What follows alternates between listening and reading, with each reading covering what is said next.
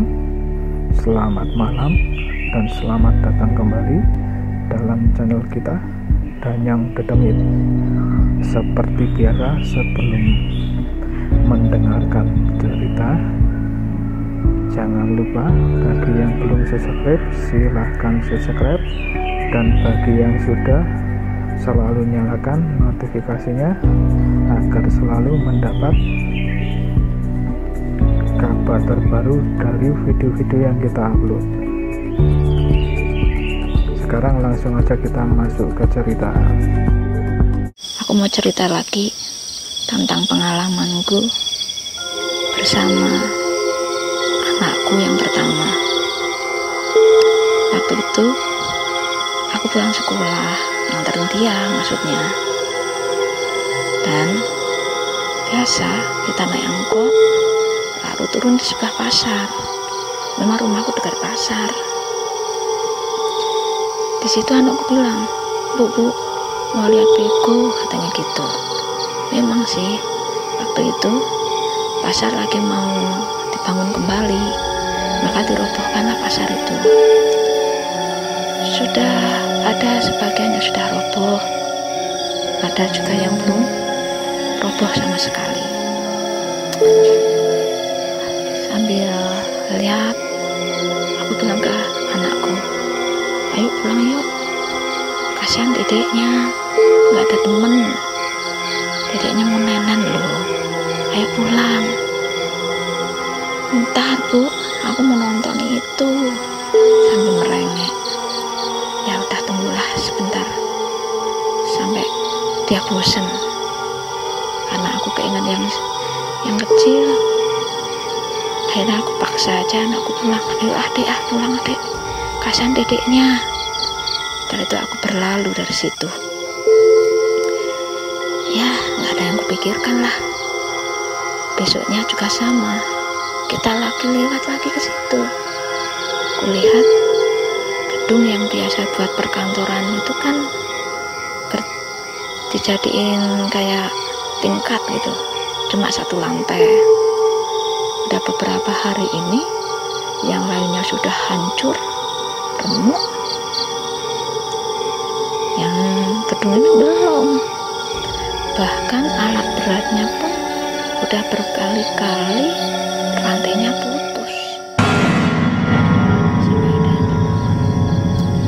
Lah, habisin berapa bego itu? Hancur aja enggak, kokoh wae. Sampai aku heran, kokoh ya. Berapa kali aku lewat memang kehancur-hancur itu gedung tengah ini yang biasanya buat kantor. Akhirnya aku bilang ke anakku, ayo deh pulang, udah siang nih, nanti kamu lapar. Akhirnya aku pulang sama anakku. Biasa selepas pulang aku bersama anakku yang kecil. Dan selanjutnya aku main ke tempat ibuku. Biasalah, namanya juga keluarga. Beberapa jam kemudian kan aku pulang lagi. Anakku yang kecil minta nenen. Sambil tiduran, kayak ada sesuatu yang terlintas dalam pikiranku. Ada suara seorang perempuan bilang begini, aku maunya bikin mie goreng yang banyak kecapnya. Setelah itu aku langsung bangun, mataku terbuka. Set, apaan ya? Kok ada yang ngomong kayak gitu? Lalu aku cerita ke ibuku, mak, kok tadi aku waktu tiduran sama dedek kok tiba-tiba ada orang yang ngomong gini, aku maunya dibikinin mie goreng yang banyak kecapnya, katanya gitu. Lah, siapa ya mak? Beneran apa bukan ya mak? Alah, lah tadi kamu kepikiran apa, kata ibuku. Gak tahu mak, gak ada kepikiran apa-apa. tiba-tiba kayak gitu mak, ada yang ngomong kayak gitu. Data itu nggak aku pikirkan tuh, biasa wae aku menanggapinya. Ibuku juga sama, aku juga sama. Nah, beberapa hari yang lalu kan waktu terus berganti, adikku 2 orang pulang dari Jogja karena mereka memang kerjanya di Jogja. Dan ibu bicara dengan salah satu adikku, Lili, itu tadi kakakmu itu kemarin ya cerita sama emak, katanya dia setengah sadar tidur lah, bilang gini, kok ada yang ngomong aku minta dibikinin mie goreng yang banyak kecapnya lah, kayak gitu. Tapi apa itu memang harus dibikinin atau gimana ya? Lah itu kaitannya dengan apa? Tanya aja sama si mbaknya. Kok aneh ya? Ibuku bilang gitu. Lalu ibuku tanya sama aku, lah kemarin itu waktu kamu ngimpi itu kamu kepikiran apa?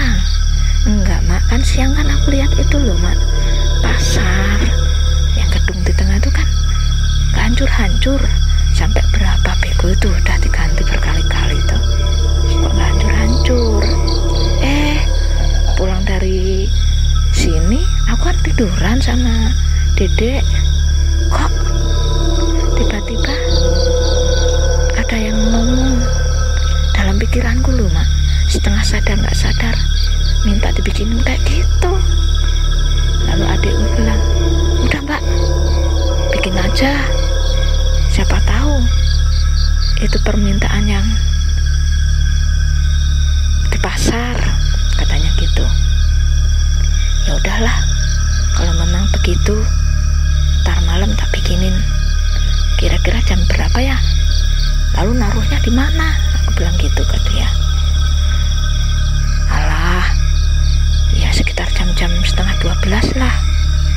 Akhirnya benar, malam itu selepas isya lah aku masak, bener komplit, bumbunya juga komplit, tak kasih ayam, tak kasih telur, sayur, bahkan kecapnya yang banyak itu. Setelah itu aku sama kakakku kan keluar beli sesuatu di warung, lalu kami pulang.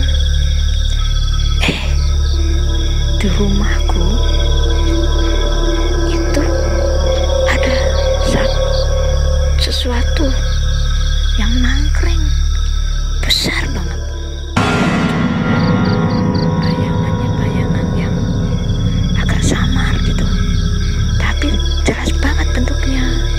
Perempuan cantik, rambutnya panjang. Lalu aku madeg,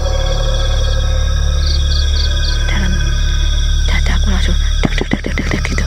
Hah, aku ngomong sama kakakku, mbak, kayaknya dia muncul mbak. Mana tuh mbak, di atas genting, aku bilang gitu. Kakakku bilang, kok iya ya, udahlah, biarin lah, kita masuk aja. Kakakku bilang gitu. Akhirnya kami masuk ke rumah. Lalu aku ngomong sama adikku, gimana nih? Udah, nanti 11:30 taruh aja di sana. Iya sih, tapi kalau aku sendiri aku takut. Bukan takut karena setan atau apa, bukan. Nanti dikira lagi ngapain gitu. Gimana mbak? Nanti aku dianterin. Ya nanti tak anterin. Akhirnya benar, aku sama kakakku berhenti di sebuah toko, tapi nggak pernah dipakai toko itu, karena nggak tahu ya, atau buat jualan nggak laku atau gimana. Udah lama banget toko itu nggak pernah dipakai buat jualan. Akhirnya aku sama kakakku taruhlah di depan toko itu, karena adikku bilang sekarang dia pindah di situ, katanya gitu. Akhirnya benar, esok paginya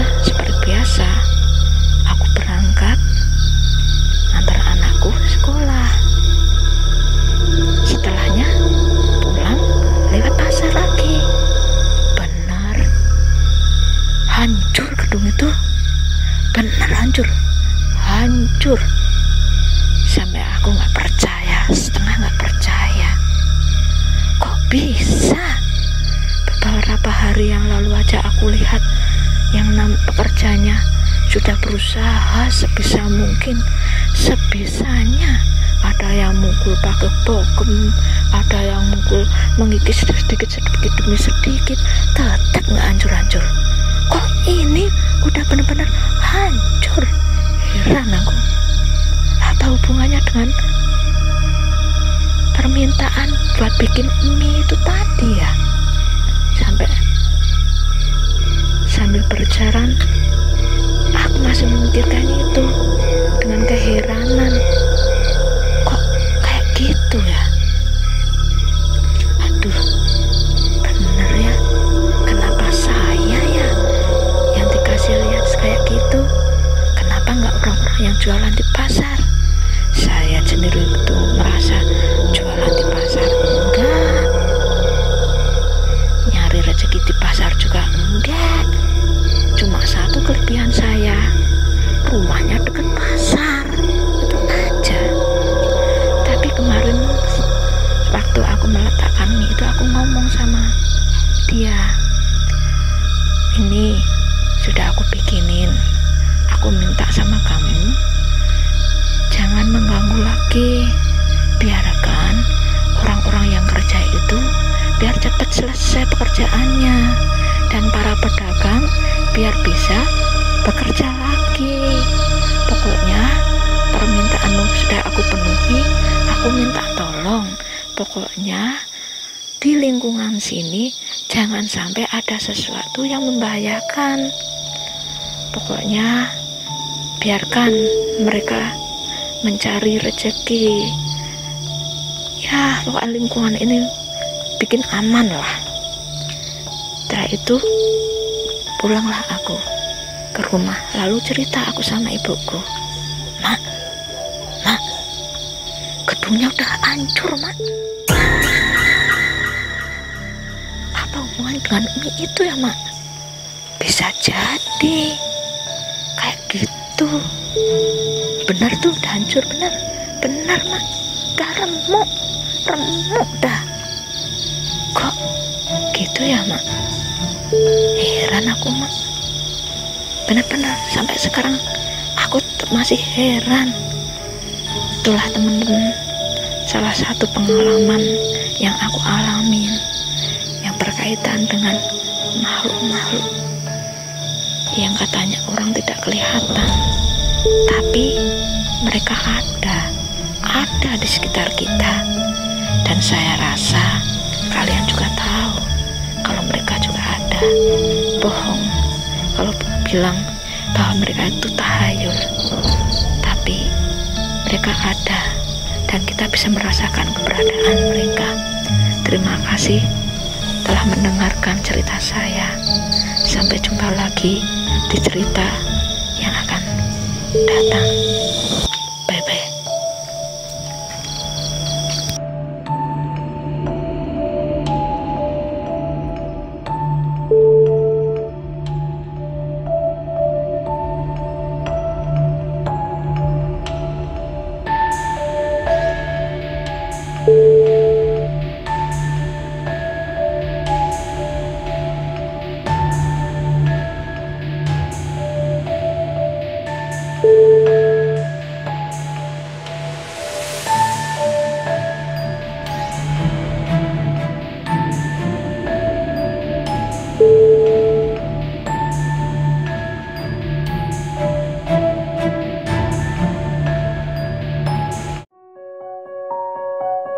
Oke teman-teman, sampai di sini dulu ceritanya. Jangan lupa nantikan kembali cerita horor berikutnya hanya di channel Danyang Dedemit. Jangan lupa bagi yang sudah subscribe selalu nyalakan lonceng notifikasinya agar selalu mendapat info video-video terbaru yang kita upload. Baiklah, sampai jumpa kembali dalam cerita berikutnya.